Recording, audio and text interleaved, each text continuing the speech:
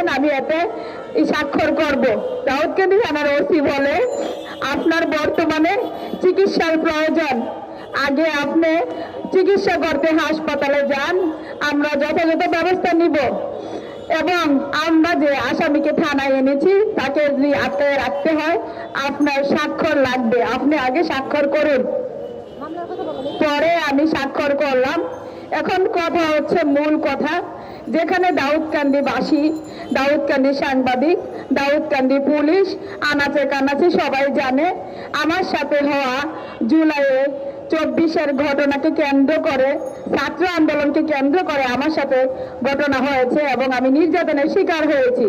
এত সবকিছু জানার পরেও দাউদকান্দি থানায় আমি আসামিদের বিরুদ্ধে যথাযথ প্রমাণ দিয়ে মামলা দায়ের করার পরেও আসামিদের বিরুদ্ধে 4-4টে মামলা থাকা সত্ত্বেও দাউদকান্দি থানার ওসি জুনায়েদ চৌধুরী আসামিদের বিরুদ্ধে কোনো প্রকারের ব্যবস্থা না নিয়ে, আসামিদেরকে গ্রেফতার না করে, মামলাটা যে দাঁড়ায় হওয়ার কথা ছিল সেই দাঁড়ায় দায়ের না করে আমার মামলার 4 জন আসামি, শাহানাজ আক্তার সুমনা 1 নম্বর আসামি, সৌরভ হোসেন 2 নম্বর আসামি এবং শাহানাজ আক্তারের ছেলে স্বামী এবং তার ভাই সুহেল এবং রাবেয়া, আমার মামলার 4 জন আসামির মধ্যে 1 নম্বর আসামি শাহানাজ আক্তার সুমনাকে বাদী করে 4 জনকে সাক্ষী করে আমার বিরুদ্ধে মিথ্যে চাঁদাবাজির মামলা এফআইআর দেয়। যেখানে যেদিন মামলাটা এফআইআর দেয় ওই দিন ছিল 26/11 নভেম্বরের 26 তারিখ ছিল। ওই দিন সারাদিন আমি থানায় ছিলাম। দাউদকান্দি থানার ওসি আমাকে একবারও জিজ্ঞেস করেনি আপনার বিরুদ্ধে মামলা দায়ের হচ্ছে, আপনার বিরুদ্ধে অভিযোগ করা হয়েছে, আমি কিছুই জানতাম না। আমি ওনাদের কাছে সহযোগিতার জন্য থানায় যাই, বলে আমি দাউদকান্দি থেকে আজকে 4 দিন ঢাকার দাউদকান্দির বাহিরে আছি, বাসায় যেতে পারতেছি না, আমাকে ব্যবস্থা করে দেন, আমি আমার বাচ্চাদের কাছে যাব। কিন্তু ওনারা বলে আমরা কোনো সহযোগিতা করতে পারবো না, আমি অসুস্থ হয়ে একটু পানি চাইছিলাম, আমাকে একটু পানি পর্যন্ত দেয়নি, বলে বাহিরে গিয়ে খান। কিন্তু থানার গেটে অপেক্ষা করতেছে আমার মামলার আসামিরা, আমি থানা থেকে বের হলে ওরা আমাকে ধরবে। কিন্তু দাউদকান্দি থানার ওসি নিজের চোখে দেখে তারপরে কোনো ব্যবস্থা নেয়নি।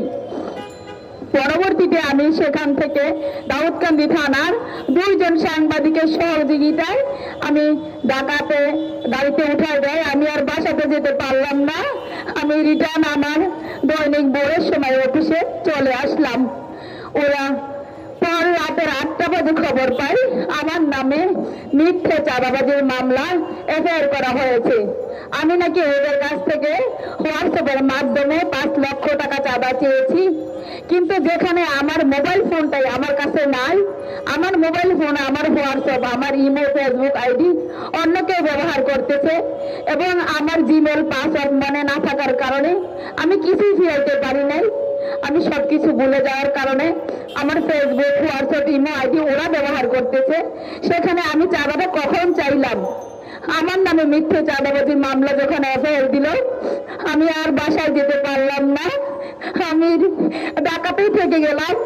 এক কাপড়ে এক টানা 4 দিন ওই দাউদকান্দি থানা থেকে এত নির্যাতনের পরে আসামিদের বিরুদ্ধে কোনো ব্যবস্থা না নিয়ে রাতের 1টা বাজে